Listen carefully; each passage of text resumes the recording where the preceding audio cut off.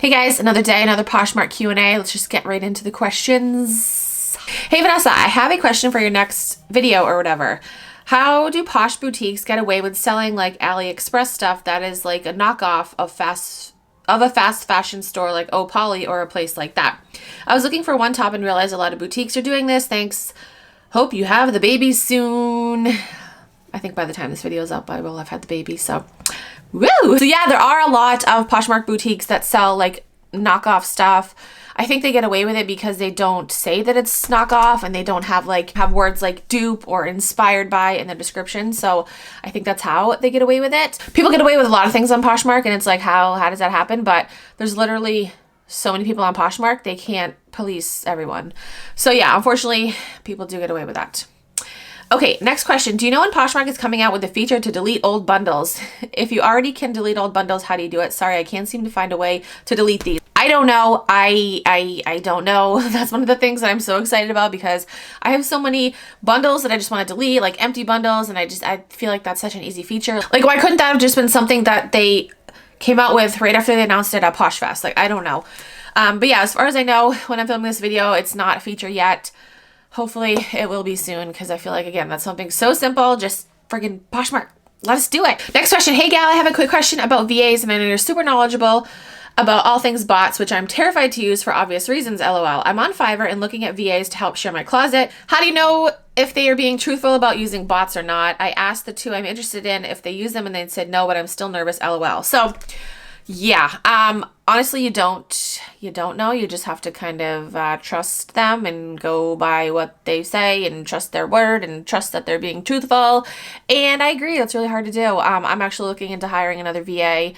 And yeah, I'm kind of having the same issue. I'm like, okay, do I trust you? Yeah. You can always look at their reviews and kind of go from there. But yeah, it does boil down to just trusting them. Unfortunately, there's no way for you to tell for sure if they're using a bot or not. It just really all comes down to trust, which is really hard to do. It's really hard to trust a complete stranger, especially if this is like, you know, a legit business for you and it's like your baby, you know, it's trusting a complete stranger with, you know, your business. So yeah, it all boils down to trust, unfortunately. Next question. Have you ever felt like thrift store employees were watching you, or have you been approached by one and asked why you're buying so much stuff? I'm so worried about this every time I thrift. I don't know what I would say if this happened. So I mean, yeah, I've had employees, you know, kind of look at me funny when I have a friggin' cart full of stuff. But no one's ever said anything to me. If they did, I don't know. I don't know what I would say. I'd probably just tell them the truth and be like, what of it? Like, you want to go? You want to knuckle up? Like, it's none of your business, you know? Like, I don't know. I would just be truthful with them and say, yeah, I buy stuff and I turn around and flip it. Like, it's not like they're going to be like, oh, well, actually, we can't sell this stuff to you. Or if it's a customer, like, they're going to judge me? I don't care. I wouldn't be like worried about it. You're able to buy whatever you want to buy. You know, they can't stop you. Next question. How many times a week do you go thrifting?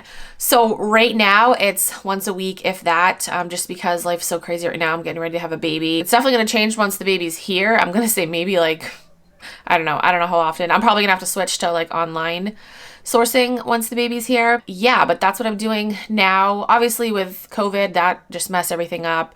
If this was like normal times, like a year ago, I was going thrifting probably 2 to 3 times a week.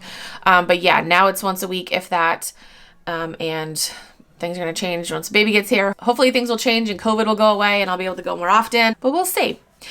Okay, next question. Vanessa, your videos are so great. Please never stop making them. Oh, thank you.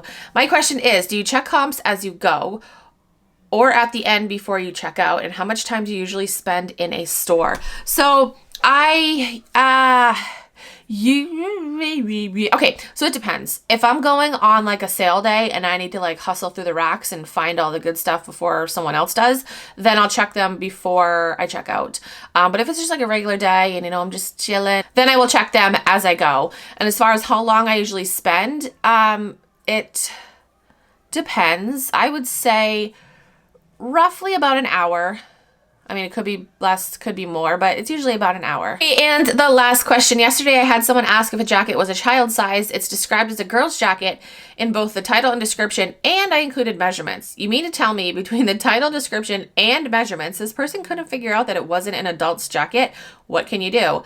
I just replied, yes. That's like a perfect example of how people just don't read the descriptions. They don't read the title. They don't read the description. It's like the info's right there. Like, what are you doing? Yeah, I probably would have just done, no, actually I would have told them. I would have been like, yes, it is, you know, a child's jacket. It says so in the description and the title, and I included measurements. Let me know if you have any other questions. That is it for this video. I hope I answered your questions. If you have any other questions, you can comment down below. Send me a DM on Instagram or tweet me on Twitter. If you are new to Poshmark and you want to sign up, you can use my code. It is KeepinItRad. You get a $10 credit, and I also get a $10 credit, so thank you. That's it for this video. Thank you guys so much for watching. I'll talk to you guys in my next video. Bye.